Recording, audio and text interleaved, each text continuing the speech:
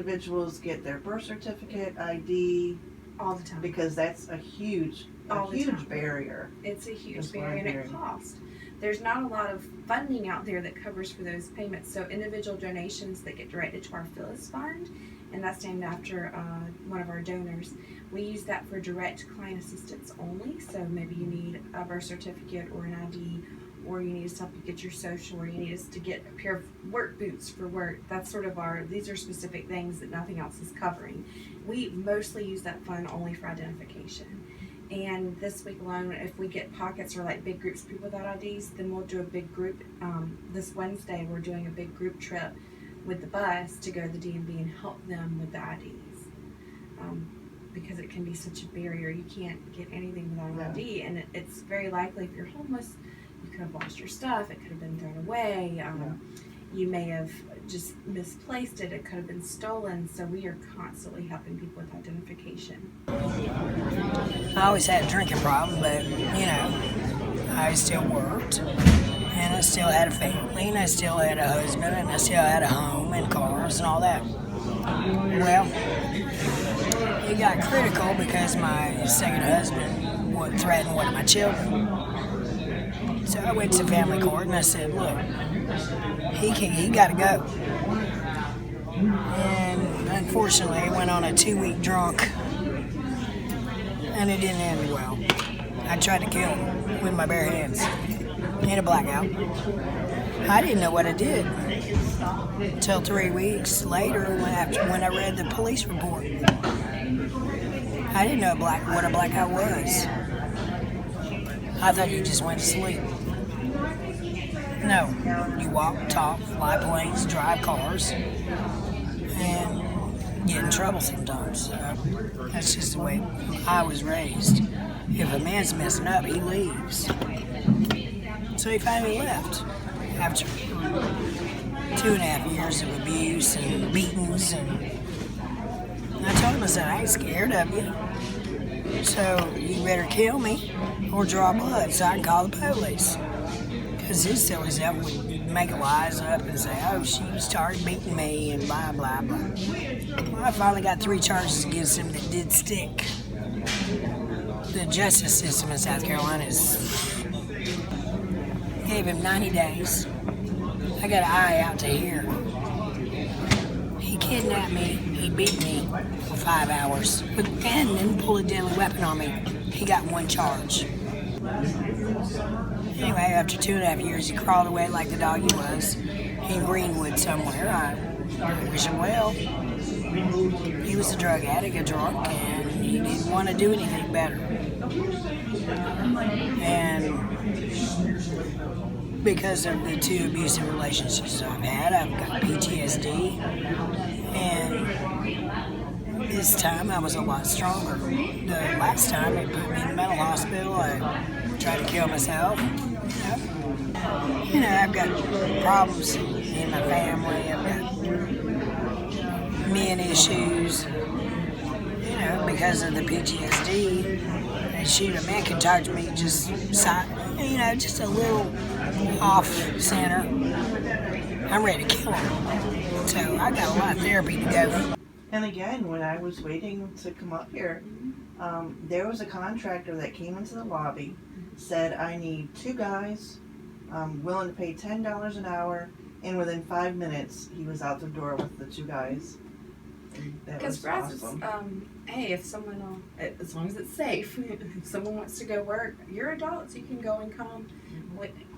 We allow people to work night shifts. We do curfews and run them.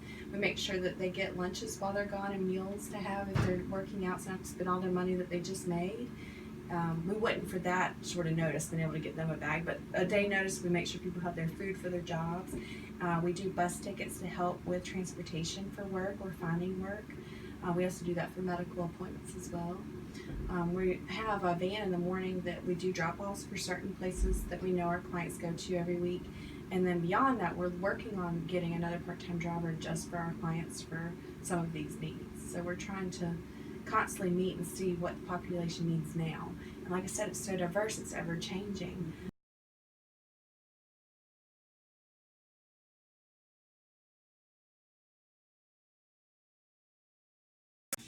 right, Renee, how long have you been in Columbia? Oh, 6, 8 weeks. Okay, where'd you come from? I come from Pillion, South Carolina. Pillion. That's, I lost my home several years ago because of meth head stealing, and my car got messed with and ended up getting crushed. And I stayed with my parents for a while, and it was just too much on them. So I ended up coming to Transitions. I came last summer, and then I came about 8 weeks ago again. And I stayed in Transitions up until last night, because I had a visit with my daughter who's in foster care, who's been in foster care this whole time. And I just got so upset I lost track of time, so I ended up losing my bed. So that's why I'm here. So hopefully in a week I can get back in. But it's only for 30 days. They don't let you get back in an emergency for 30 days. I won't be able to go to the program anymore. I was in program, so I was in program. What program were you doing? They have 3. They have the emergency dorms, and then they move you up to the program when you get a job. And then if you got a job for a month or so, then they'll move you up to extended, which is a 6-month stay. So, but I won't be able to progress anymore now because I missed my curfew. I think that sucks. All right, I am here this afternoon with Jamie. She's doing her internship at Transitions. Tell me a little bit about your responsibilities. So I am getting my master's in social work right now. So my internship is a lot of just working with clients to get field experience. So I usually do intakes. So when the clients arrive here and they're getting a bed for the night, I typically take them and do an interview to gather some information about them and have them sign the forms that they need to sign to be here, and kind of explain to them the process of getting a bed and the expectations. So during my intakes, I typically ask people what started their homelessness or what they perceive to be the reason that they're here. And a surprising amount of people, and one of the biggest things that I've learned since being here, a lot of people have said that it all started with divorce or separation, which I found really interesting because that could literally be anybody. So I don't know, it just kind of shifted my perspective about how this could really happen to anybody, and something as common as divorce could be something that really shifts someone's life into this direction, and it's out of their control. Are you finding that it's more men or women? I find that a lot of the divorce happens to be more men, but a lot of just breakups or separations are more women. Okay. What about domestic violence? Are you seeing that? Yeah, I see a lot of women that are fleeing domestic violence or have been a victim of domestic violence in the past that end up here. Hi, my name is Cassandra. My story, or the reason why I am here at the Winter Shelter and homeless, I'm currently waiting to get into transition, and my homelessness started after a kind of messy divorce. We had a foreclosed house, the home was broken and kids had to go stay with their dad. I decided that, okay, maybe mom could just start on her own, but it's not as easy as, you say it was harder when you just don't have a lot of resources to start over. So that is my reason why I'm in shelter now. I'm here with Rachel. We are at the Winter Shelter in Columbia, South Carolina. And can you just tell me your story? Tell me how you got involved with the Winter Shelter here. Okay, I actually was receiving unemployment when I first came here to South Carolina, and I worked through a temporary shelter, and then that fell out, and I lived in Fidley Park for a time being, and then it got cold outside and rainy outside, and I didn't want to live on the ground all the time. So where were you before you came to Columbia? Oh, I lived in Utah. Okay. All right, so how long have you been here in South Carolina? I was 2002 and I've been here ever since. Okay. Yeah. That's because I came here April 16th, so that's my little memory date. So, so prior to coming here, when you're not living here, where do you live? Streets. On the streets. Tell me how people treat you when you're on the streets. Since I don't stay downtown anymore, because it's too dangerous down here for us, I stay actually over off Forest Drive. And I'm going to be honest, I panhandle to make a little bit of money and, you know, just get through the day. So, they treat me okay. What about the police? How do the police treat you? Police are terrible. They want to throw me in jail for the slightest little thing. So, which really, I would think there's bigger fish to fry. You know, bank robbers that are doing things, you know. And I'm not forcing those people to give me money. They give it to me because they want to. I had a wonderful woman the other day. Got me 2 bags of groceries. Who could ask for more? I didn't make her go to Walmart and go do it. Yeah. Have you ever been arrested? Yeah. For panhandling. Yeah. So what, you go in for overnight and then they let you go? Usually, yeah.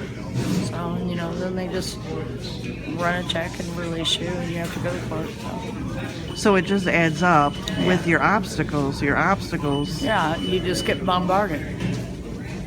Yeah. I mean, I actually have a high school education. I'm not out here because I'm ignorant. I'm just old. Do you have any children? Too. Yeah. Do you get to see them? One lives in California and one lives in Utah. But I do attend, I go to a church sometimes. It's right there on Forest Drive.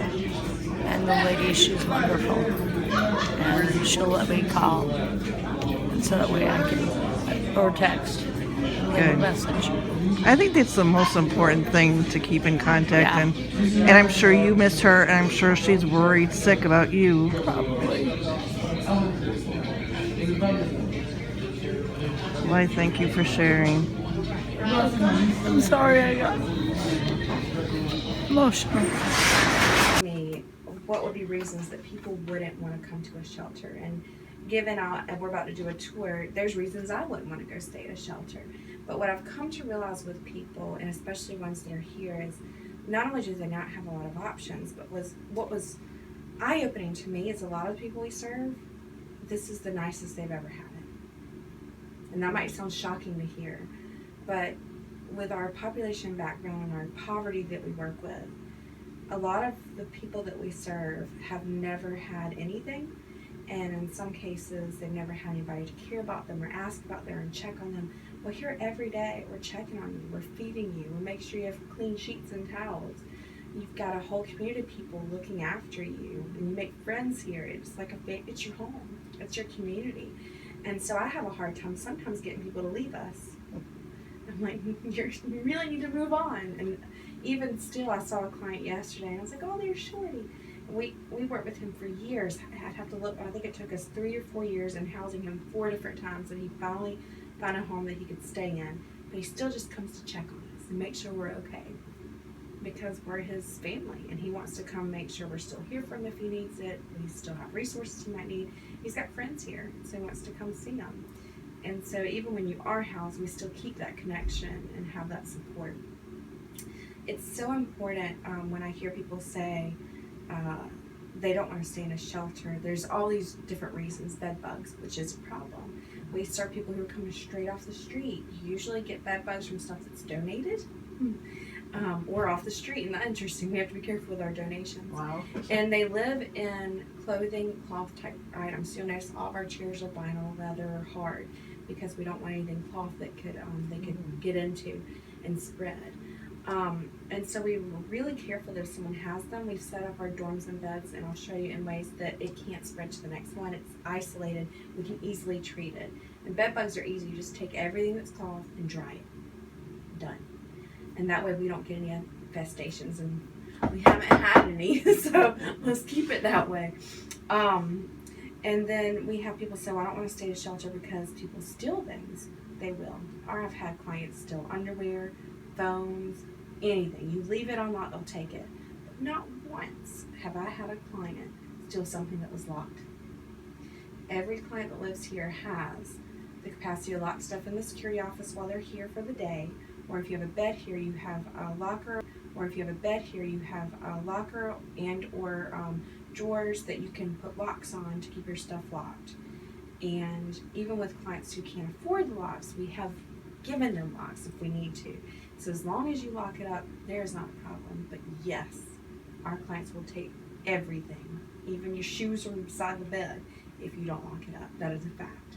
So, but we try to keep the resources there so that doesn't happen.